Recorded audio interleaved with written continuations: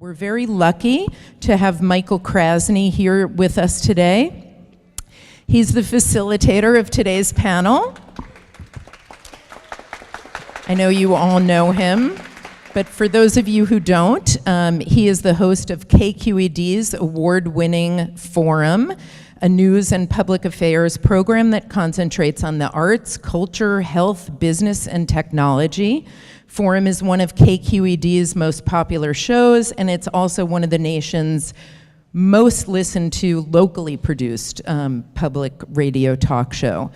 And for those of you who don't know, Michael Krasny has also been telling Jewish jokes since his bar mitzvah, and it has been said that he knows more of them than anyone else on the planet. He certainly states the case in his book, Let There Be Laughter, A Great Treasury of Jewish Humor and What It All Means. I hope you all check out the book if you haven't yet. And now, to introduce our panel, please welcome to the stage Michael Krasny.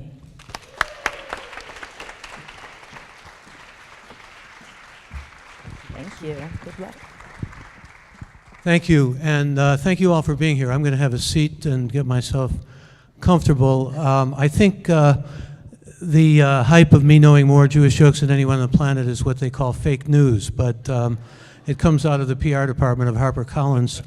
We're going to have a pretty serious discussion here, and I hope one that is not only illuminating, but really in some ways inspiring, because we do have, needless to say, a refugee crisis, and what to do about it will be, I hope, the focus of what we're going to talk about. And we have three really fine people, thanks to the organizers who I'm going to introduce to you. First of all, welcome to this panel discussion. And thank you to the Motion Picture Academy of Arts and Sciences for their generous support.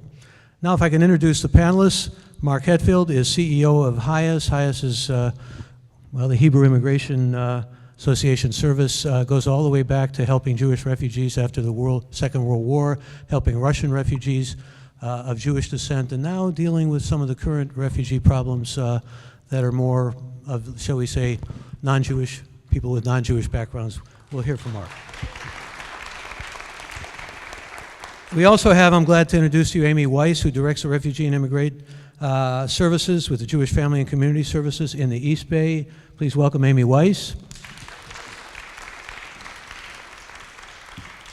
And Subhi Nahas is a Syrian LGBTQ refugee activist and chair of the board of the Spectra Project, which supports LGBTQ refugees abroad. Please welcome him as well. So glad to have you all with us. And Mark, I'm going to begin with you. They just saw a film which has to do with the European crisis, largely with Somalia refugees, but of course there are many coming in from Libya and Syria and from so many parts of the Middle East. I want to frame this more, of course, with the United States and the kind of things that are being done here and the crisis that's faced here. What do we learn from a movie like that? And what do we learn particularly from what the Europeans are going through? I mean, that movie opens up so many questions. I mean, you can learn a lot from that film. But in terms of the U.S. experience, one thing that is important to note is that the refugees that they're talking about there, the refugees that are coming to Europe seeking asylum by boat, those are not the same refugees as the ones that are being resettled here from Syria, from Africa. And what was very upsetting to me during the political campaign is these refugee groups were blurred. The refugee groups that were going to Europe and the refugee groups that were coming to the United States were being totally blurred.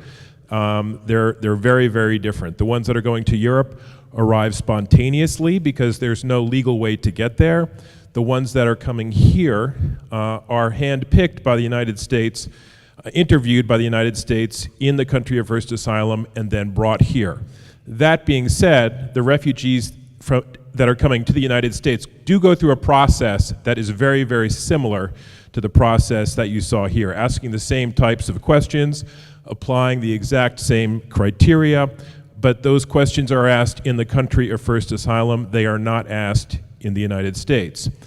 That being said, this is analogous to what refugees who come here crossing the border with Mexico to the United States seeking asylum go through. We have a very similar process for Central American refugees who are coming here, and also for asylum seekers from other countries who go to South America or Mexico and then come up through the border, or who somehow got on an airplane and then apply for asylum or ask for asylum when they land at the airport. They're asked questions that are very, very similar to the questions you saw here. They go through a process that's very, very similar.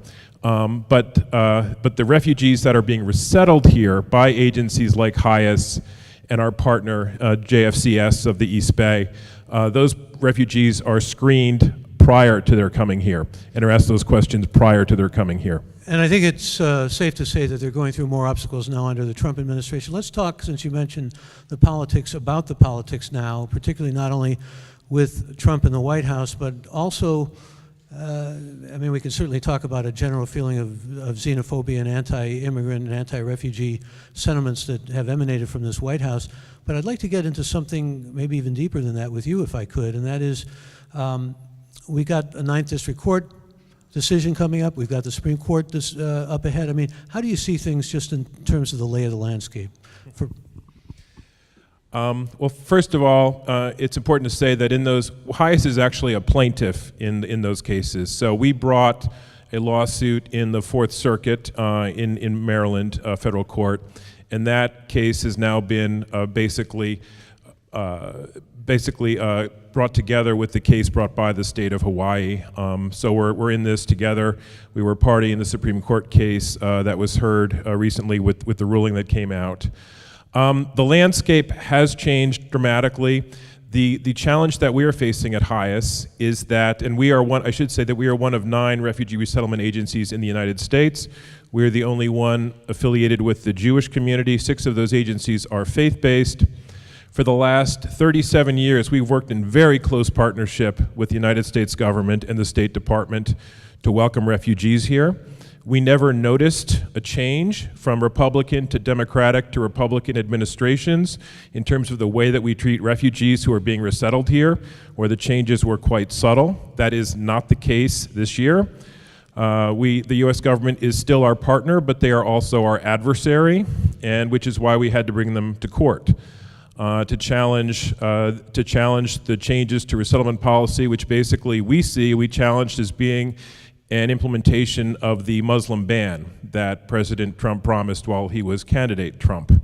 So that is the first time we've ever faced anything like that. I will say that we brought this suit as an act of simple protest, as an act of desperation. We did not expect to win, I can tell you, and we did not expect to win because never in history, and if there's any lawyer who can prove me wrong on this, please do, but never in history has a refugee resettlement issue been successfully litigated in court. And yet we have had victory after victory after victory in this litigation so far, albeit they're temporary victories, because never before has a president done what President Trump did, which is an act of blatant discrimination on the grounds of religious belief of an entire refugee group, of an entire group of people. So we're really on uncharted territory. There have been many, many times in this history where xenophobia has had an impact on the refugee program, but never before has it been so blatant as it is right now. Well, thank you, Mark. Let me go right to Amy Weiss, because she has been working, and the organization she's with, tirelessly to try to resettle refugees right here in the Bay Area. Talk about the obstacles that you face, but also maybe you can give us some human stories so that people can get a sense of the kind of people we're talking about and what they face. Well, first of all, I say that we are really honored and blessed to be doing this work in this particular... Yes, can you hear me better now? Okay.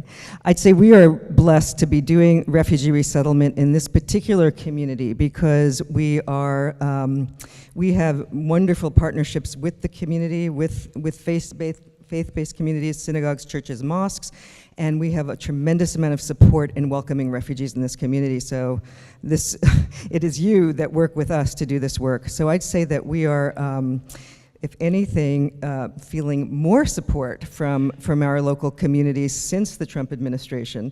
People want to stand up, they want to support welcoming refugees in ways that we never had before, actually, because it is so dramatically against our American values to really be coming down in this way against others, to be unwelcoming, to be hostile. So we've been heartened by that in our community. We've been resettling this year 180 refugees in, and this is the East Bay of San Francisco. So this is Alameda and Contra Costa counties. So our numbers have increased, and if anything, in terms of specific stories, we work with special immigrants, those from Afghanistan who worked for the United States Armed Forces, primarily as translators, but also in other capacities. They're being targeted by the Taliban for their work with the United States Armed Forces, and they have to flee for their lives. Many of them have witnessed their friends kidnapped, beheaded. It's terrible. And these are young families, and the women don't speak English. They're quite young. They have families, little children, and they come here and have to start their lives over again without the support of their kinships. And it's very tough. And it's very tough to be starting new lives in the San Francisco Bay Area, where the housing costs, as you all know, are extremely challenging. So the amount of money that a refugee gets through the United States government is a flat amount of money. It's the same government grant that is given to somebody who is resettled in a small town in Iowa. So you come to San Francisco Bay Area and have to find housing and start a life here. It's impossible on the amount of money that we are given. So we are dependent on working with our community to really help, not only in many ways as volunteers, but financially. So Forgive me, Amy, but what kind of support have you been getting from the community? I mean, can you generally or broadly give us a sense? I love that in the film when he talked about the little Syrian boy who was washed up on shore. I mean, it was a tragic story, but that was the moment when the consciousness of the world was awakened to the refugee crisis. And ever since that piece of news broke, our phones did not stop ringing with people wanting to help. We actually had to increase our volunteer support management. We had to hire another position to manage the community engagement that literally we did not have to do anything to recruit. So now people help in a variety of ways. We've created we call refugees welcome groups.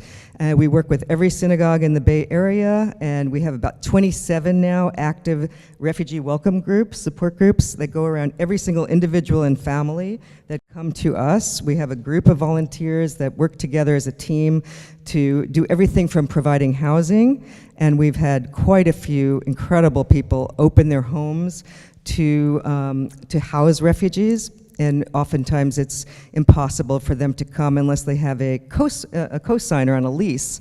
And usually a U.S. tie is that person, but sometimes a U.S. tie can't afford to co-sign a lease, and so we do ask the community to open their homes and sometimes provide some help co-signing leases. So I was told you guys yesterday at lunch that we had a family of 9 walk into our office, and these are people from Afghanistan who now can coordinate their own travel, and since the Trump administration, they're frightened to stay there. They want to get out as quickly as possible before the gate closes on them.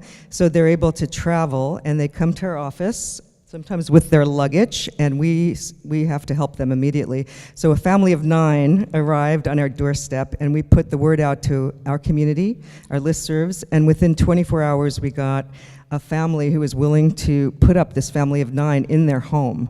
It's remarkable. And we see stories like this and hear stories like this every single day. So we're heartened by the support and the welcome and the welcoming embrace that this community offers to refugees, because, and I speak as somebody from a Jewish agency, this is our story, this is our narrative. We were those refugees not very long ago. Our grandparents were on those boats. We're going to see the film that's going to describe that experience. And so the Jewish community, this taps a really deep chord in our consciousness and in our community, and people want to help. They say, I can't sit here and watch the news and not do something.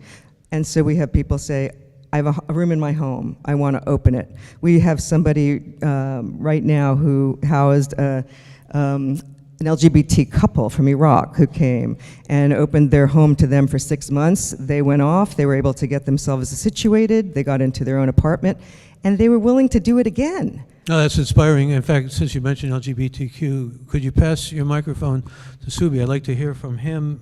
He's got quite a story. He's a Syrian refugee who went to Lebanon first, I understand, for about 3 years and then wound up in Turkey.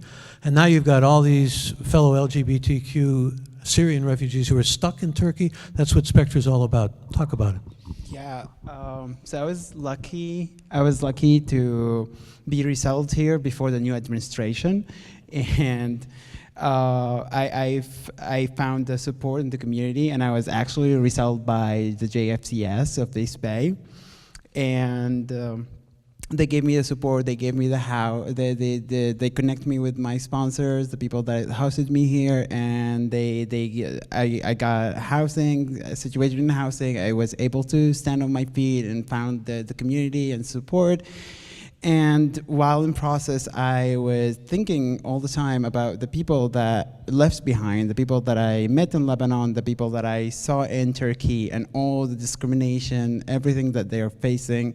Especially for the LGBT community, it's really difficult because they're running away from their communities, they're running away from their countries, and they're threatened by both, not just by one party. So if you're discovered in a country like Turkey, or like what we call a country of transit, where you're waiting for your resettlement in a third country, if you're discovered by your family or your peers, you're immediately shut out. You're immediately they cut all the ties. Even they go further. Either they'll let you go and sleep in the streets if you know nobody, or you will end up being killed by.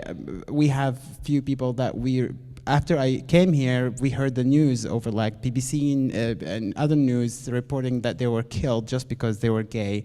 So that made me feel responsible. That made me feel like we have to do something about this. So Spectra started from that idea, that feeling of responsibility, that people should not be treated differently because of their sexual orientation. People should have, accepted for who they are.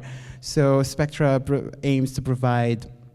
How much harder is it because of sexual orientation? Mm-hmm. How much more of a difference does it make in terms of really getting help and getting the kind of admission that you need? To start with, in countries of transit, there's no actual organization that actually supports or target this community, the LGBT community, for many reasons. The first reason is the fear of guilt with association, because if you're in a country of transit or a country that's criminalizes homosexuality. Like, for example, in Syria, it's punishable up to 3 years in prison, and in Iran, it's punishable by death, and in Saudi Arabia too. So if you're a nonprofit working there to help refugees, you're not allowed. You're not allowed to help the LGBT community because they are illegal in that country. Their existence is illegal. So most of the time, in a homophobic community and a government, if you're known to be LGBT, your access to services like health and other education, even work, you won't have access to those, because I remember from my own experience in Syria, Lebanon, and in some parts of Turkey, they were like, you're not allowed to work here because you will misrepresent the workspace, your behavior, your demeanor. So me, I spoke English and I spoke Arabic and I could work, and I did not find it easy to acquire the work. So for other people who's LGBT, I heard a lot of stories, especially if we created a group in Turkey so we can get together, so we can understand our issues together, so we can address them, or even talk to agencies like the United Nations. And I found out that a lot of people are either being abused by their employers, not giving them money, because they cannot go to the police and report, because the police will say, oh, well, we cannot do anything. There's nothing in the law to protect you. So that makes it really difficult. And then they don't have their family support, because if they go to their family and say, oh, well, they fired us and they didn't give us our money because they think that I'm gay or lesbian or transgender, their families might kill them or throw them in the streets. So that puts them in a very, very tough situation. That's a kind of a simple way to put it, but if there's a lot of other legal issues involved, and we may be like excluded in a most vulnerable, like put in a most vulnerable group by the United Nations to be resettled, but at the same time, the resettlement process takes at least 2 years. This is the minimum. So for somebody whose life is being threatened, doesn't have work, a lot of other things, you can't survive alone. So Spectra was founded to provide the basic humanitarian support and emergency support to those individuals that's been left out. Let me go back to Mark, if you could pass the mic down. I'd like to get some historical perspective from you, Mark, especially in light of the fact that there are a lot of analogies made to Syrian refugees specifically and the Jewish refugees escaping from the Shoah. And actually, many people take real umbrage and recoil when they hear that analogy, because they say, on the one hand, people were escaping from genocide, from a state that was liquidating a whole group of people. On the other hand, you have people who are obviously trying to escape a terrible condition of war, but they don't necessarily cotton to the idea that there is an analogy there. How do you see it? No, there's a really important analogy there. I mean, we have to remember that the Holocaust did not start out as the Holocaust. The Holocaust started out with some very mild acts of discrimination, with some anti-Semitic rhetoric, with more severe discrimination, and then with persecution, and then with the death camps.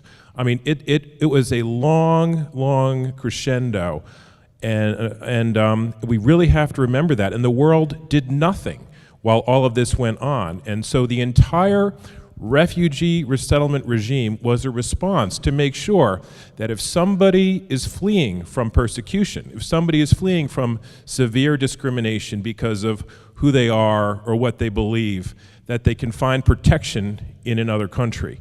And that has to be, you know, we can't say things have to get to the level of concentration camps before we respond, because by then it is way too late. And the refugee protection regime was created to make sure that never again does that happen.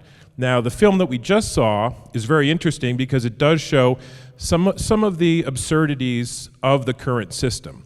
But I urge you to stay for Voyage of the Damned, because, you know, in there you'll see that film takes place at a time when there was no system, when there was no way for refugees or asylum seekers to get protection.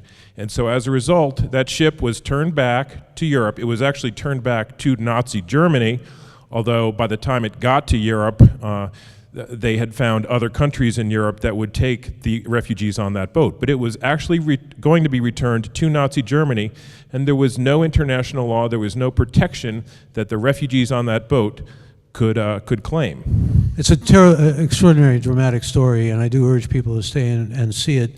But I'm also wondering, as long as we're talking about Nazi Germany, what your thoughts are about the fact that there was, I'm trying to phrase this right and delicately as I can, there still is a sense that somehow not enough was done by all of those other countries, and we get the sense that not enough is being done by us, compared, for example, to Merkel's Germany, you know, taking in 500,000 refugees.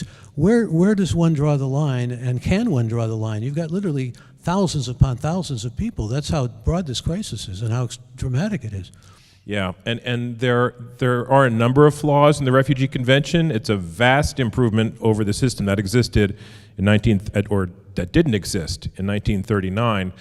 But one of those flaws is that the Refugee Convention requires that a country approached by an asylum seeker has to give that asylum seeker protection. But it doesn't require any international response. So that is why you see countries like Lebanon and Jordan right now that are really being overrun with asylum seekers just by accident of geography. And Turkey. And Turkey, and increasingly Egypt is now having the same thing, because Turkey and Jordan and Lebanon have all basically shut their borders to Syrian refugees, because 1 in every 5 people in Lebanon is now actually Syrian.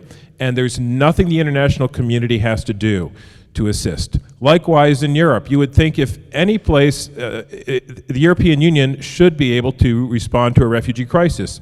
But what you see is only Germany and Sweden really stepping up to the plate. None of the other European countries are doing anything significant. And Sweden's starting to back off somewhat, actually. Yeah. But when you say, you talk about refugees, particularly from Syria, when they go into Lebanon and then many of them become identified with Hezbollah, or when there's concern in Europe that some of them are actually jihadists, there's a whole political umbrella that sits over this as well.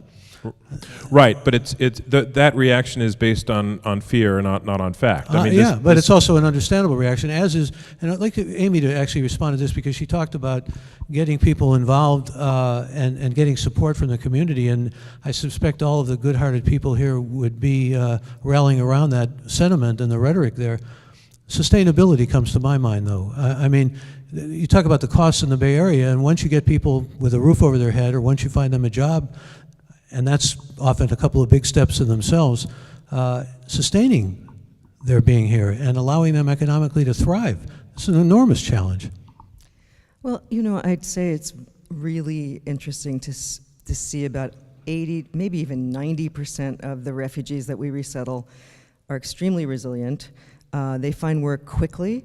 They have to be flexible. The ones that have the hardest times are the professionals who were doctors or lawyers or engineers in their former country, and then they have to make a huge adjustment to come here and start literally from scratch over again. But most of the people we're seeing are young, and they are young, they have to support their families, and they'll do anything. And they will start from the beginning and work up. And there are opportunities. So I'd say the only people that have a hard time finding work are those who have had tremendous trauma histories and mental health challenges and need more time to heal. And even those people get the service, if they get the support they need, they get over it and move on. We had, I'd say the most vulnerable refugee I've ever worked with was one who had a tremendous trauma history, and I won't share the story.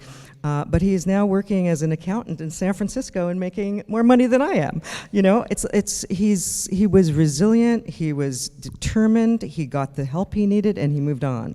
So it's interesting to have that experience because I believe that the perception that people have is that refugees are a burden. They're coming here, they're competing for jobs, and they're a burden on us, but that's not what we see, those of us who are doing the work. No, I wasn't even talking about that so much as I was talking about, like I said, sustaining what needs to be sustained in terms of economic needs and thriving and really becoming part of the American citizenry. You know, we see it takes a generation or so. I mean, that's our experience even as Jews, right? That it takes a generation for people to settle in and, you know, find their way and get educated, and the next generation are just, you know, off and running. And depending on, you know, the support system. So when we talk about LGBT refugees, they're the most vulnerable population, other than seriously medically challenged folks, because they don't have family, they don't have community to welcome and embrace them. I mean, when the Jews came here, from the former Soviet Union, there was a Jewish community to welcome them and to support them, and there are communal services that were available. For LGBT refugees, they come here with nobody and nothing and no community, and so the resettlement agency becomes the everything until they get settled and the volunteers that support them. I mean, Subhi didn't mention it, but JFCS East Bay is the only program in the world, really, that has a specifically designed program for LGBT refugees. And actually, right now, it's threatened since the last Supreme Court ruling that said that one has to have a bona fide relationship to come as a refugee, and now resettlement agencies are not considered a bona fide entity with this last ruling. So the LGBT refugees that Subhi's organization is supporting now at this moment do not have access to come. And Subhi, how much support are refugees who come under Spectre's wing, I mean, gays, lesbians, transsexuals, and so forth, are they getting from that particular community, number one? And number two, how much are they fleeing also from persecution? That's a very tough question to answer. I can speak only to my own experience about that, and I think with all the trauma that we experienced before coming here by our communities and then getting out and trying to survive all this hostility in these countries of transit and other countries that criminalizes homosexuality, we come with a very heavy package, and it takes us a long time. I mean, it's my second year here in the States, and I'm still looking for a community. So it's a long process, and I think since JFCS, as Amy said, they are the only organization in the world to do a program that targets LGBT people, there is no community yet to support the incoming LGBT refugees, and there's no, I mean, as hard as we can try, but one entity cannot do all the work. I mean, it needs a lot of work. It needs a lot of resources. We need to reach out to the communities that's here and other places so we can find a place for the newcomers. But it's a really long process, and we need a lot of people to work in this field. Yeah. Could I ask you a loaded kind of question, politically loaded, that is? No, because I've done a lot of programs on Syria, and that's where you're from. And even as recently as the last few weeks, I had Michael McFaul on, who was the ambassador to Russia under the Obama administration, and Stephen Cohen, who is a former Princeton professor, I believe, Yale, one of the Ivy League schools, and now an editor of The Nation magazine. And they couldn't be more diametrically opposed. I mean, McFaul says that Assad, and our government has taken the position that Assad is a murderer, which is obviously unquestionable, using chemical weaponry and so forth. But Stephen Cohen takes a different line. He says, well, maybe this is true, but Assad allowed people to practice their religions. Didn't matter if they were Muslim, Shia, Sunni, Christian, and so forth. And Assad was fighting against the jihadists, against al-Nusra, against obviously al-Qaeda, and against ISIS. And therefore, from Stephen Cohen's point of view, Assad isn't necessarily the bad guy, even despite or notwithstanding the terrible things that have been done to Syrian citizens and the persecution. In other words, my grandfather used to say, this ours bad enough, maybe we don't need a new one. So I would ask you what your considered opinion is on that in terms of Bashar al-Assad. I'll answer this very shortly, and it's very political, and it's not my field of work, but from my own experience growing up in Syria, living under the Assad regime rule, this conversation between me and you about him will get us both killed, even in the peaceful times. So to start with, I grew up. There was there's no extreme religious. There's no Al Qaeda. There was no Al Nusra. There was no ISIS. And the whole regime itself was abusive to people and to everybody. And we were really afraid of talking about the family. The name itself, Assad, is a fear agent for any Syrian, because you will be put in prison, you will be tortured, you will be like, and then, I mean, after growing up in such oppressive environment made us realize and learn that politics is not something to look for or to even get involved with, because it's useless. They're controlling everything. After the war came in and everything broke loose, I mean, the extremists came in, definitely he's trying to fight now, but he's the reason why they're there in the first place. So I guess I would really like to find out how bad things were before the Civil War and all the bloodletting after the Arab Spring. I mean, before the war, I could not speak about him. I could not even say I'm gay because I will end up in prison. I could not talk to anybody about anything political or say, oh, the Assad has done this bill, they passed this bill in the Senate or the Syrian Senate, and you cannot even talk about those things. It's just like... You couldn't express your sexuality. You cannot express anything. Like, there's sexuality... I mean, not in politics, but any form of your sexuality. Any form of it. You just like really, really difficult. So... And now with, what's going on right now, it's my personal opinion that he is the reason for everything that's happening. Right? So let me ask each of you, because then we're going to go to the audience and take any questions or comments you might have from the audience.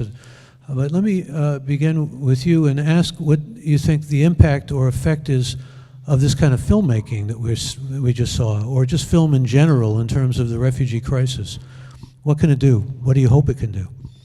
Well, first, when I came to the States, I thought that the gravity of the situation in Syria is so massive that the world knows that what's going on. That is a war, there's a refugee crisis, there's a lot of things happening. But I realized after like a few months that that's not the truth. A lot of people don't know what's going on. A lot of people don't know where Syria is or what the refugee crisis is and what the word refugee is actually means. So, and I was like, whenever I see a movie like this or other movies like that and trying to raise awareness and to talk about the refugee crisis and put like an actual face to the struggle, it gives me hope because those are the movies that will open up the community and society and opinion, open up to change the hearts and minds of the people that watching it so they can actually support the people who's doing this great work like JFCS, HIAS, and other IRC and other agencies that are trying to help refugees to be resettled to a safer country. I guess those movies are essential in this cause and they're essential to open up the hearts and minds of people that are watching them. Amy, can we get your thoughts on this? Same.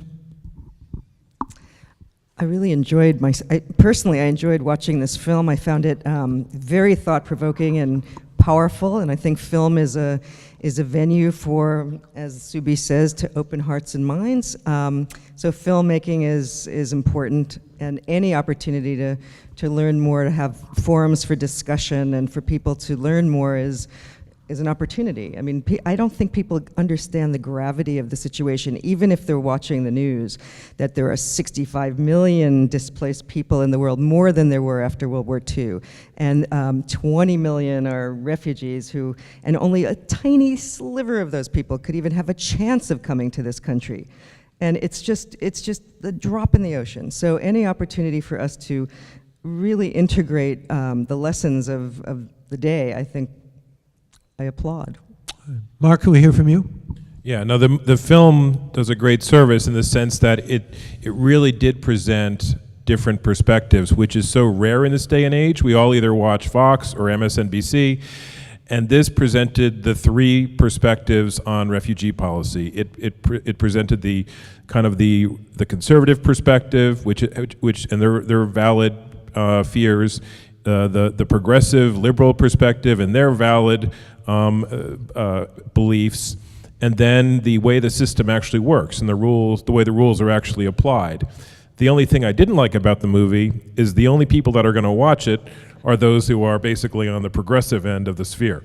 It's really would be much better for if something like this got much wider distribution, because it really does tell the way the system actually works and the way that the two different sides view the system. You can't see Steve Bannon doing a private screening of this film. So, No. I'm sorry. Actually, I was just told we're not going to do a Q&A, so let me go to one of the big questions, perhaps one of the biggest questions.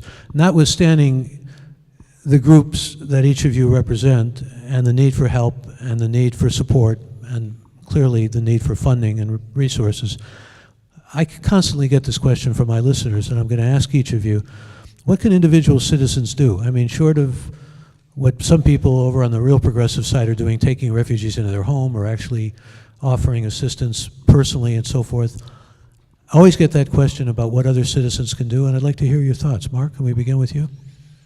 I mean, one thing I can say is that what's become very clear, and this goes to your earlier question, that this country has tremendous capacity to welcome so many more refugees than we're welcoming right now. Because I know that the problem that HIAS has right now and that JFCS has right now is that we have actually more volunteers, more people who want to help than we have refugees coming in. And this has been a problem for a long time, but it's a new problem for us, and it's a good problem to have. So while the refugees are not coming in, and of course there are those opportunities, and it's important to link up with JFCS, with Jewish Family Services Silicon Valley, with the IRC, to provide that assistance. There are other things that we need to start doing. One is advocacy. I mean, we have to have our voices be heard.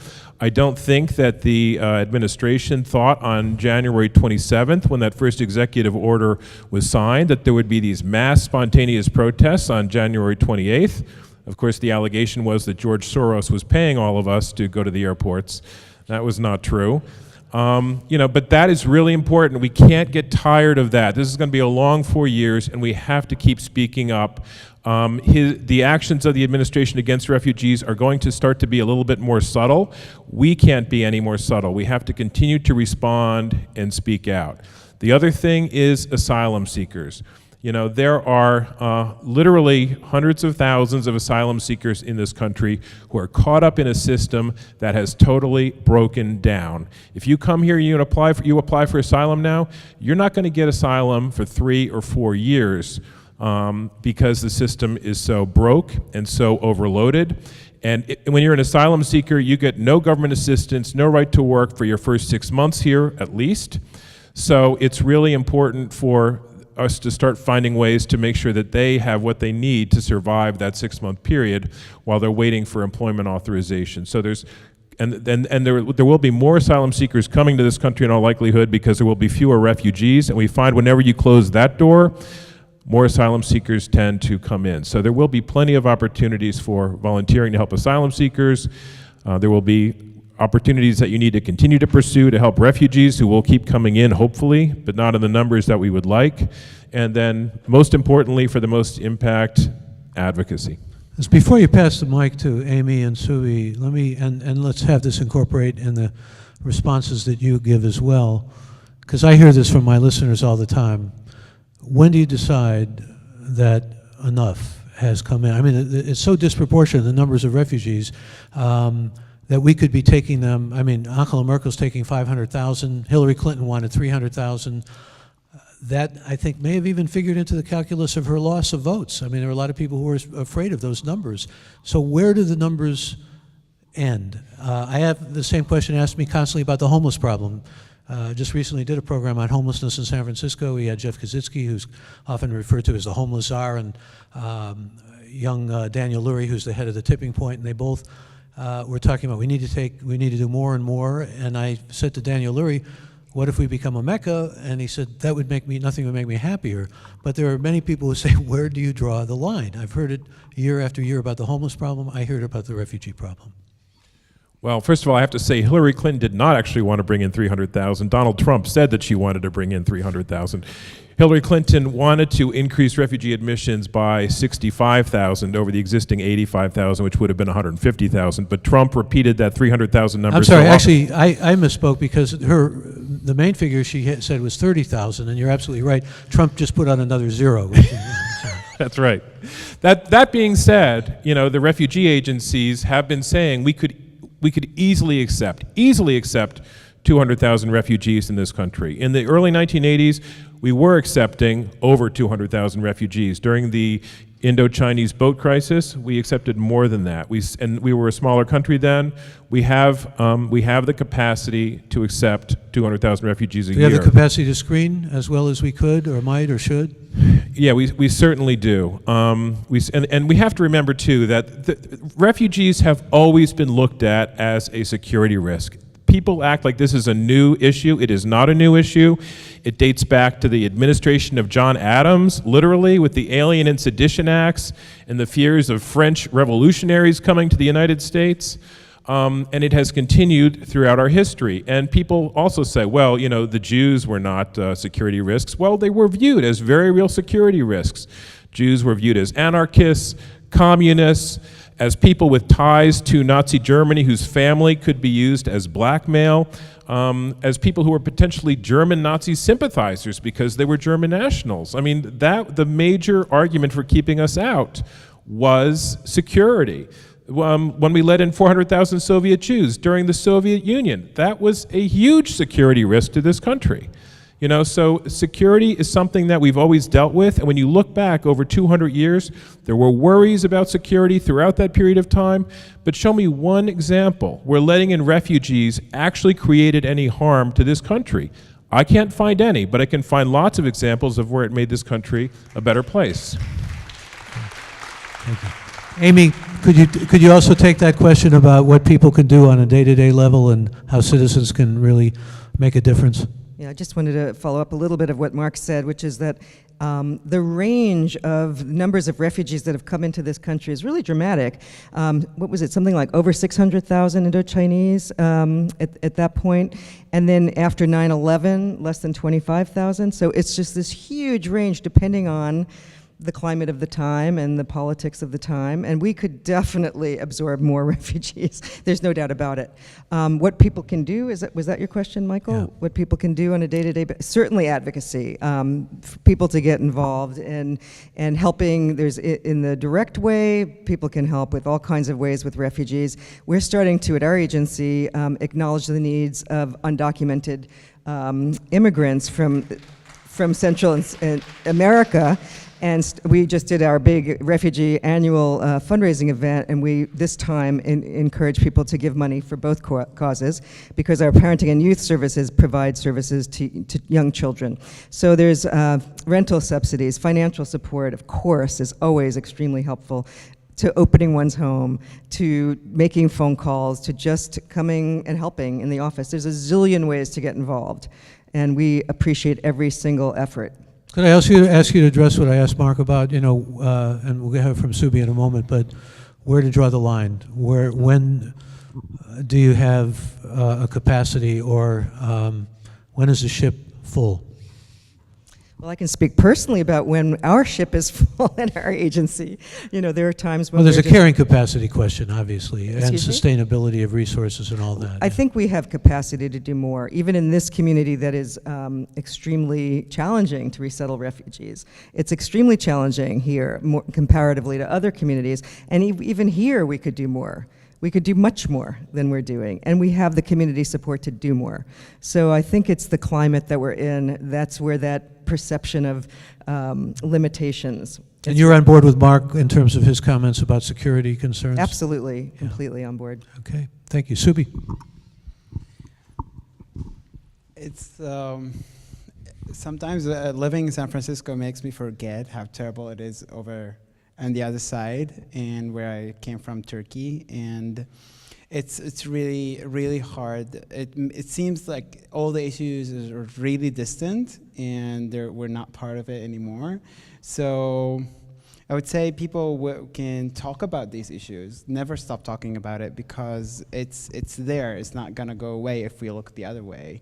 So advocacy is really a strong point, and something that everybody can do, on from small scale to a big scale, and it's really great. And talking about the issues, talking about the struggles of refugees, in particular LGBT refugees, that's from my own experience, is very, very strong tool that we can utilize. People can talk about it and spread the word. That can help a lot of people.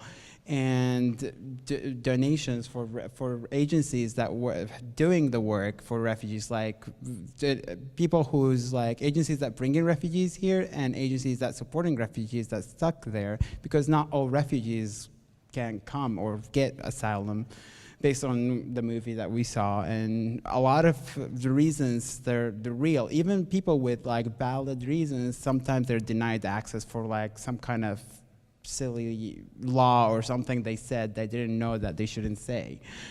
So yeah, advocacy, talking about the issue, is very, very, very strong ways to support this cause. And I think addressing the security risk, I think as a refugee myself, I escaped from those people that I don't want them to be here either. So a lot of people who I met in my journey, they were people who were afraid for their lives, afraid for their children. They want a better future.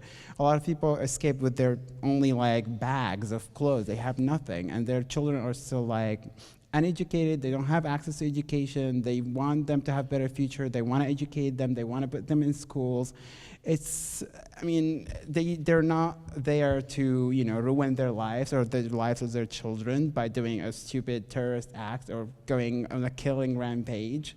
So I think most people want safety, they want work, and they want a community that they can feel they're part of. And that's what is the refugee crisis all about. People seeking other homes because their own home either was destroyed, burned, or they're like terrorized to stay in. So many people, for example, we've just got a couple minutes left, of your LGBTQ brothers and sisters is Spectra actually able to help get out of Turkey? Well, we actually don't help people to get out of Turkey. We give them the tools to be self-sustaining in Turkey, so they maybe later can apply for refuge in other countries, because it's really difficult if you don't have work, and if you're a refugee, mostly you're not allowed to work. In a country of asylum, in a country of transit like Turkey, you have to be after your registration with the United Nations, you have to move to a country, what they call a city, a satellite city, where you have to report to the police every 2 weeks, and you don't have job authorization. They made an exception in Turkey for Syrians only, that they're allowed to work under their temporary protection law, but that's recently changed, and they're keeping on changing laws. But for me, we recently did, for the LGBT community, we recently did a survey, needs assessment survey with Columbia University. And alone, in Istanbul alone, we reached 250 LGBT individuals in Istanbul, that's alone. And we were trying to figure out their needs and how we can serve them. And 42% of this number received life threats on a weekly or monthly basis. So for us to start, we were aiming to start our programs in Turkey to help this community, and I'm sure the numbers will double at least once we have our workers in the field. But that's only in Turkey, and only in one city. I can't, the numbers, I'm sure it's gonna multiply by 10 times if we expand to other like refugee camps like in Lebanon. Each case is different. We just saw what happened with people protesting in Turkey. I mean, Erdogan came out with statements about how he wanted them all essentially hanging from the nearest trees. Subhi, Amy, Mark, thank you all for your participation this afternoon. Thank you, our audience. Good to have had you here. Appreciate your being with us.